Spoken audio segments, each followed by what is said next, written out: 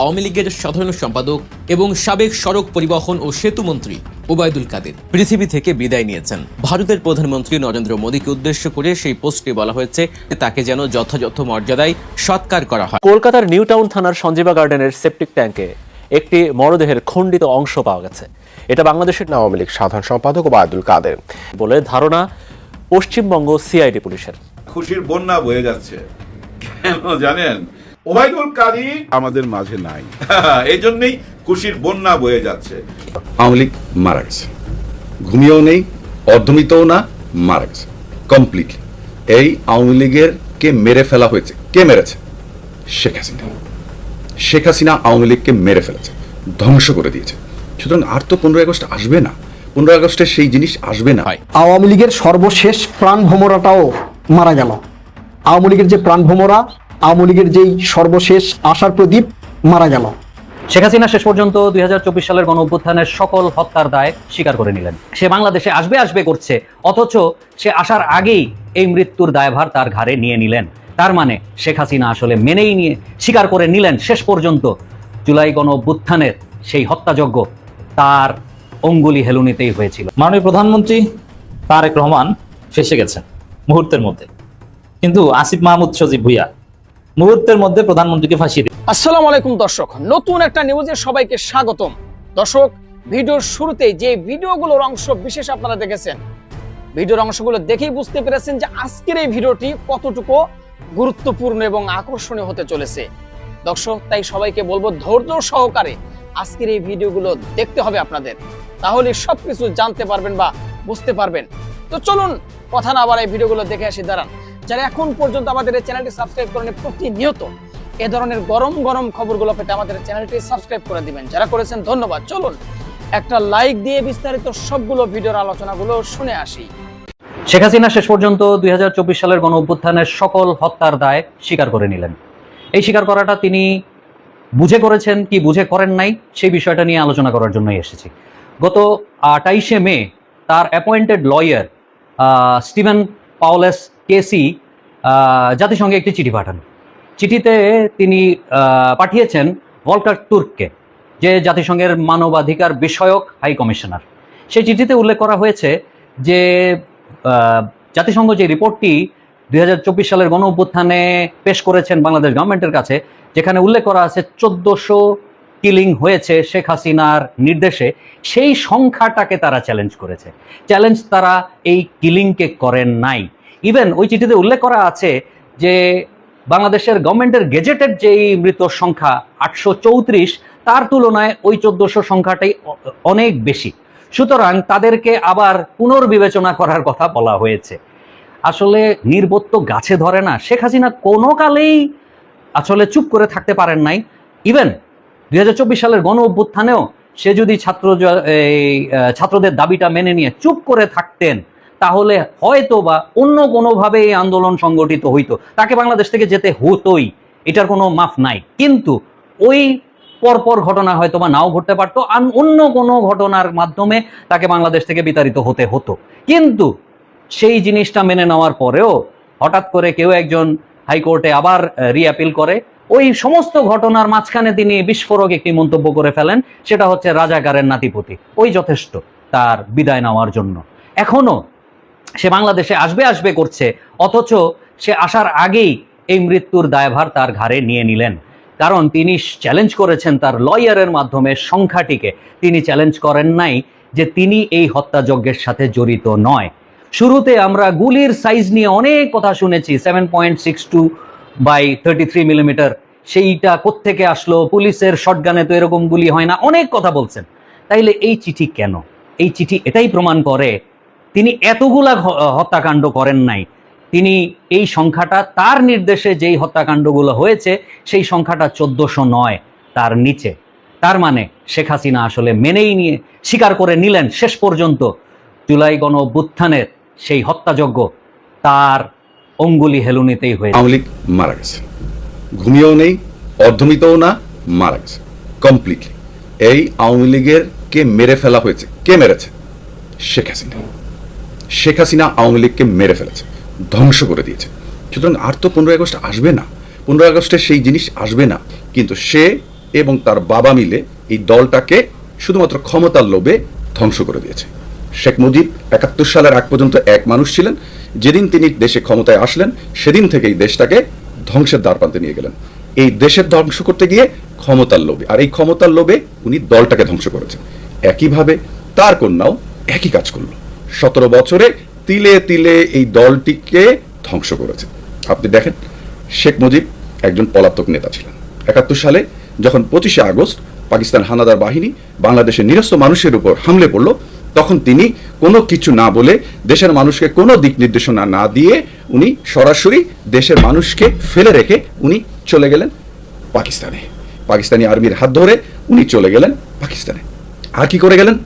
কার safety সিকিউরিটির ব্যবস্থা করে গেলেন? উনার পরিবারের। দেখেন, উনার পরিবারের এই যে শেখ হাসিনা, এই 71 সালে তার পরিবার কোথায় ছিল? আর্মির তত্ত্বাবধানে ছিল? খারাপ ছিল? প্রতি মাসে কি তারা ভাতা পেত না? এই যে জয়ের জন্ম হয়েছে 71 সালে, কোথায় হয়েছে? কার আন্ডারে হয়েছে? কোন হসপিটালে হয়েছে? কে ব্যবস্থা করে দিচ্ছে যুদ্ধের মধ্যে? পাকিস্তান আর্মি। তাহলে তারা নিজের পরিবারকে উনি যেমন সেফটি সিকিউরিটি দিয়ে পালিয়ে গেছেন, শেখ হাসিনাও তেমনি দেশের হাজার হাজার আওয়ামী লীগের নেতা কর্মীকে বিপদের মধ্যে ফেলে দিয়ে উনি সুন্দর চলে গেছেন ভারতে। একজন গিয়েছিলেন পাকিস্তানে, আরেকজন গিয়েছেন ভারতে। এবং দেখেন, তার আগে ওনার পরিবারের সমস্ত মেম্বারদেরকে উনি সুন্দর সেফ এক্সিট করে চলে গেছেন। দেখেন, ওনার নেতা কর্মীরা অনেক কষ্ট করে কিন্তু পালিয়েছে। খেয়াল করেন, ওনার দলের যে নেতাগুলো, ধরা যাক ওবায়দুল কাদের, উনি 2 মাস বা 3 মাস পর পালিয়েছেন। উনি কিন্তু ওনার বর্ণায় দেখেছি অনেক কষ্ট করে পালিয়েছেন। অনেক নেতা অনেক কষ্ট করে পালিয়েছেন, আবার অনেক নেতা পালাতে পারেনি, তারা আজকে জেলখানায় ফ্লোরে শুয়ে আছেন। কিন্তু উনার পরিবারের কেউ কি ফ্লোরে শুয়ে আছে? উনার পরিবারের কেউ কি খুব কষ্ট করে বর্ডার পার হয়েছে? না, উনার পরিবারের লোকজন খুব সুন্দরভাবেই ভিআইপি এক্সিকিউটিভ ক্লাসে ওনারা প্লেনে চড়ে পৃথিবীর বিভিন্ন দেশে চলে গেছেন। তার মানে কি, উনি ওনার পরিবারের সেফটি সিকিউরিটির বাইরে এবং ওনার ক্ষমতার বাইরে উনি কিছুই বোঝেন না, যার কারণ এইভাবেই উনি দলটাকে ধ্বংস করেছেন। উনার ফিরে আসার কোনো সুযোগ নেই। উনি তখনই ফিরে আসতে পারবে একজন যুদ্ধাপরাধী হিসেবে। আপনি কি অবাক হলেন যুদ্ধাপরাধী বললাম বলে? আপনি কি ভাবছেন 5ই আগস্টের জন্য ওনাকে আমি যুদ্ধাপরাধী বলেছি? নিশ্চয়ই না।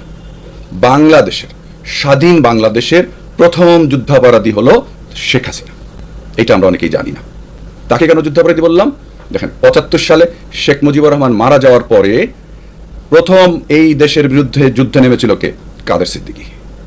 এই কাদের সিদ্দিকী তার লোকজন নিয়ে 10,000 লোক নিয়ে বাংলাদেশ সেনাবাহিনীর বিরুদ্ধে যুদ্ধ করেছে। বাংলাদেশের বর্ডারের ভেতরে এসে তারা হামলা করেছে, যুদ্ধ করেছে, বহুত কিছু করেছে। আর তাকে মদদ দিয়েছে শেখ হাসিনা। তাহলে গোলাম আজম যদি যুদ্ধাপরাধী হয়, আর তাহলে কেন শেখ হাসিনা যুদ্ধাপরাধী হবে না? স্বাধীন বাংলাদেশের প্রথম যুদ্ধাপরাধী হলো শেখ হাসিনা, আর তার দোসর হলো এই কাদের সিদ্দিকী। এই কাদের সিদ্দিকীরও বিচার হওয়া উচিত স্বাধীন বাংলাদেশ সেনাবাহিনীর বিরুদ্ধে যুদ্ধ করার অপরাধে, এবং তাকে মদদ দেওয়ার জন্য শেখ হাসিনারও যুদ্ধাপরাধের হিসেবে বিচার হওয়া উচিত। এই 5ই আগস্টের বিচার তো অনেক পরে, আগে স্বাধীনতা বিরোধী হিসেবে, যুদ্ধাপরাধী হিসেবে তার বিচার হওয়া উচিত। উনি তো একজন পলাতক নেতার পলাতক সন্তান। ঠিক তেমনি উনি যেমন পলাতক, উনার নেতা কর্মীরাকে ফেলে চলে গেছেন, উনার দলের লিডাররাও তাই। উনার দলের লিডাররাও তার দেশের সমস্ত নেতাকর্মীকে ফেলে বিদেশে পালিয়েছেন। এখন বিদেশে বসে বসে অনেক কথা বলছেন। উনারা কখনোই দেশে আসবেন না, ওই দেশে আসার মুরাদ উনাদের নাই। উনাদের সঙ্গে বাংলাদেশের অন্য কোনো দলের নেতা কর্মীর কোনো তুলনা হয় না। উনারা পলায়ন, উনারা শুধু ক্ষমতা জানেন। ক্ষমতায় যতদিন থাকা যাবে ততদিনই উনারা আসেন, যেদিন ক্ষমতা নাই সেদিন উনারাও নাই। দেখেন, গত 2 বছর, আজকে বলছেন আপনি 15 আগস্ট নিয়ে কোনো আলোচনা নাই কেন? কিভাবে থাকবে? আপনি 2 বছর হয়ে গেছে, 2 বছর হয়ে গেছে, কোনো একটা প্রোগ্রাম করতে দেখেছেন? একটা নেতাকে কি মাঠে আসতে দেখেছেন? বড় কোনো মিছিল, মিটিং, কোনো কর্মসূচি দেখেছেন? বাংলাদেশে তো 5ই আগস্টের পর অনেক নেতা অ্যারেস্ট হয়েছে, আওয়ামী লীগের, হয়েছে না? বিভিন্ন বাসা থেকে লুকিয়েছিল, চুল কেটে বিভিন্নভাবে।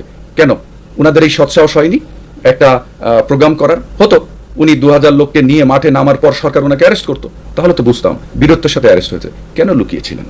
কেন? এই যে মতিয়া চৌধুরী সাহেব যখন মারা গেলেন, ওনাদের নেত্রী মতিয়া চৌধুরীর যখন দাফন হলো, তার জানাজা হলো, কই একটা নেতাও তো আসেনি। সেদিন যদি বাংলাদেশের যে সমস্ত নেতা আওয়ামী লীগে লুকিয়েছিল তারা যদি মাঠে নেমে আসতো, এসে যদি তারপর অ্যারেস্ট হতো, তাহলে বুঝতাম উনারা দেশের নেতাকর্মীদের প্রতি প্রতিজ্ঞাবদ্ধ। উনাদের তো কোনো আইডিওলজি নেই, কিচ্ছু নেই। উনারা চেয়েছেন লুকিয়ে যতদিন থাকা যায়। উনারা তো একটা লুকায়ন্তরে দল। এই দলের কোনো ভবিষ্যৎ নেই, কোনোদিন থাকবে না। বাংলাদেশ থেকে বাঙালি জাতীয়তাবাদের সমাপ্তি হচ্ছে, কবর রচনা হয়েছে। বাংলাদেশি জাতীয়তাবাদের বাইরে বাঙালি জাতীয়তাবাদের কোনো অস্তিত্ব এই দেশে আর হবে না। প্রধানমন্ত্রী তারেক রহমান ওরফে তারেক বিন জিয়া ভাইরাল হতে যে ফেসে গেছেন মুহূর্তের মধ্যে। এটা আবার কেমন কথা? প্রধানমন্ত্রী আবার ভাইরাল হওয়া কিনা? প্রধানমন্ত্রীর উপর কেউ আছে? না, প্রধানমন্ত্রী হিসেবেও ভাইরাল হতে মন চায়। কি সেটা? মানে তারেক রহমান ভেবেছিলেন যে আমি আজকে এমন একটা কথা বলবো, সবাই বলবে এবার এনসিপি জামাতকে বাস একটা দিছে, সবার মুখে মুখে থাকবে, দেখছো প্রধানমন্ত্রী কি মেধাবী, কি জ্ঞানী, কি উপস্থিত বুদ্ধি, কি সেন্স অফ হিউমার। এভাবে ভাইরাল হতে প্রধানমন্ত্রী কেন, ডোনাল্ড ট্রাম্পও চায় একটু হিউমারাস কথা বলতে, পৃথিবীব্যাপী তার কথা নিয়ে আলোচনা হবে। এরকম একটু ভাইরাল হতে চেয়েছেন মাননীয় প্রধানমন্ত্রী জনাব তারেক রহমান। কি বলে যে কিছু লোক হারিকেন সামনে নিয়ে বিদ্যুতের জন্য আন্দোলন করছে, অথচ তাদের পেছনে ফ্যান করছে। এর মানে এনসিপি মাননীয় প্রধানমন্ত্রী তারেক রহমান এই বক্তব্য দেওয়ার একদিন আগে যাত্রাবাড়িতে ঢাকা মহানগর দক্ষিণের উদ্যোগে একটা সমাবেশ করেছে। সেই সমাবেশে অনেকগুলো দাবির মধ্যে একটা ছিল এই জ্বালানি সংকট নিরসন এবং বিদ্যুৎ সমস্যার সমাধান। তো সেখানে প্রতীকী অর্থে তারা হারিকেন নিয়ে আন্দোলন করেছে, হারিকেন সামনে রেখেছে। তো এইটা নিয়ে একটু ট্রল করে ভাইরাল হতে চেয়েছিলেন, কিন্তু আসিফ মাহমুদ সজীব ভুইয়া মুহূর্তের মধ্যে প্রধানমন্ত্রীকে ফাঁসিয়ে দিয়েছেন। বলছেন যে মাননীয় প্রধানমন্ত্রী,